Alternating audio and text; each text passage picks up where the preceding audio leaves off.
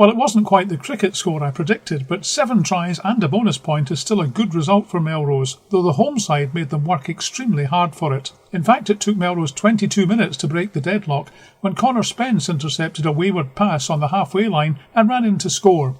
The visitors were dealt a blow when prop Will Owen had to be stretchered off shortly after that. The capital side levelled in 32 minutes with a pushover try, but Melrose went into the interval with a lead thanks to a Struan-Hutchison score under the posts, but the conversion went wide. 12-7 then at half-time. There was a shock 6 minutes into the second half when Ewan McCrory put the team bottom of Division 1 in front with a converted try.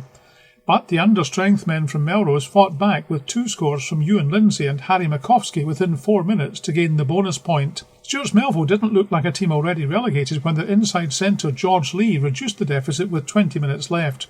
But Melrose then showed their class and skill with 2 more tries courtesy of Will Ferry and then Hutchison to extend their lead to 17 points. The home side, though, weren't quite finished and came back again with a try and conversion with 6 minutes left. The final act of this drama saw replacement Archie Pilcher notch up the Wasps' 7th try just before the curtain came down on a much closer encounter than the team's league positions would have suggested. With a depleted side because of injuries and several key players being rested before next weekend's prestigious Home Sevens tournament, Melrose can feel happy that they got the victory over a feisty Stewart'S-Melville squad. Final score at Inverleith, Stewart'S-Melville 28, Melrose 43. David, 7 tries and a bonus point sounds good, but that's only half the story, isn't it? No, certainly. Obviously the scoreline probably didn't predict how the game went. It was a bit of a scrappy game. Not one that we're awfully proud of, but obviously glad to get the bonus point in the end, and then we just got to take on to the next one. It's our last game of the season, try and improve there. Well, yes, because in fact Stewart'S-Melville were in front at one stage in the second half. Yeah, certainly we let things slip, probably discipline wasn't great on our part, allowed them to take the lead, but we spoke at half time, got together and kind of stripped back to get back to our structure, and the boys managed to come out on top. It was a very makeshift Melrose team, to be fair, wasn't it?